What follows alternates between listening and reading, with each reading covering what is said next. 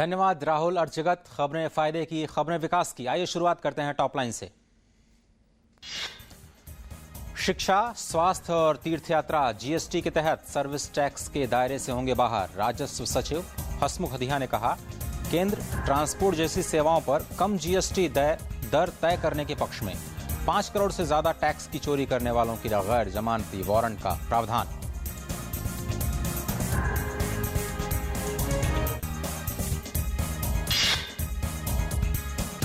हर 3 से 4 सालों में 2000 और 500 रुपए के नोट में सुरक्षा के मानकों में होगा बदलाव। नकली करेंसी पर लगाम लगाने के लिए सरकार कर रही है विचार। विमुद्रीकरण के बाद नकली नोट्स मिलने की खबर के बाद सरकार ने लिया फैसला।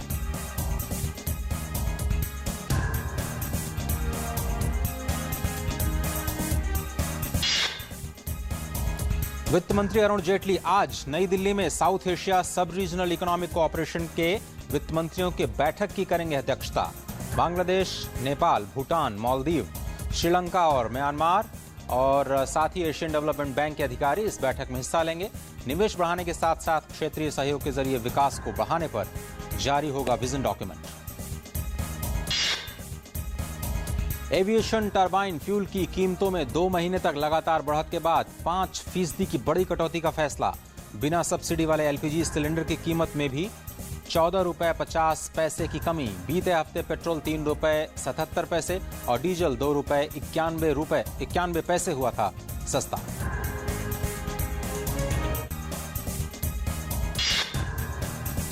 और बीते साल विंड एनर्जी उत्पादन 5400 मेगावाट पर पहुंचा। 2016-17 का टारगेट था केवल 4000 मेगावाट। आंध्र प्रदेश, गुजरात और कर्नाटक में सबसे ज्यादा हुआ काम।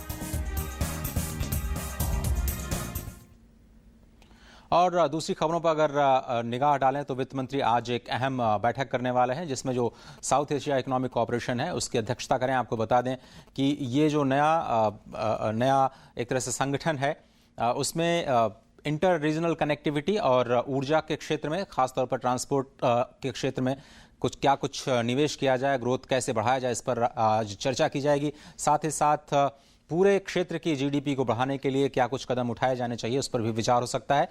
इस पर हम आपको लगातार रिपोर्ट्स दिखाते रहेंगे। लेकिन दुनिया भर के बाजारों पर अब निगाह डालते हैं। शुरुआत करते हैं जो शुक्रवार को बंद हुए अमेरिकी बाजार से। और अगर वहां पर देखें रुख तो डाउ जोन्स, S&P 500 और नैस्डैक तीनों ही प्रमुख बाजारों में गिरावट के संकेत दिखाई दिए और गिरावट के साथ बाजार बंद होते दिखे।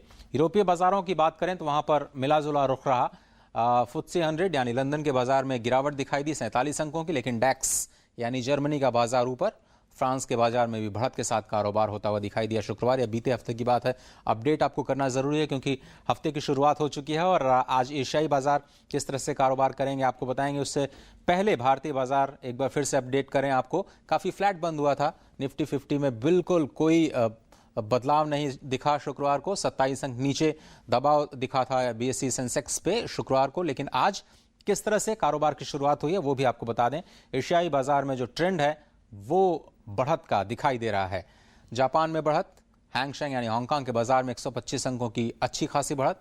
कॉस्पी में करीब 1.25% की बढ़त और SGX निफ्टी 12 अंकों पर 9210 के स्तर पर कारोबार करता नजर आ रहा है। तो फिलहाल हर जगत के आज के इस अंक में सिर्फ इतना ही। वापस चलते हैं जया और राहुल के पास।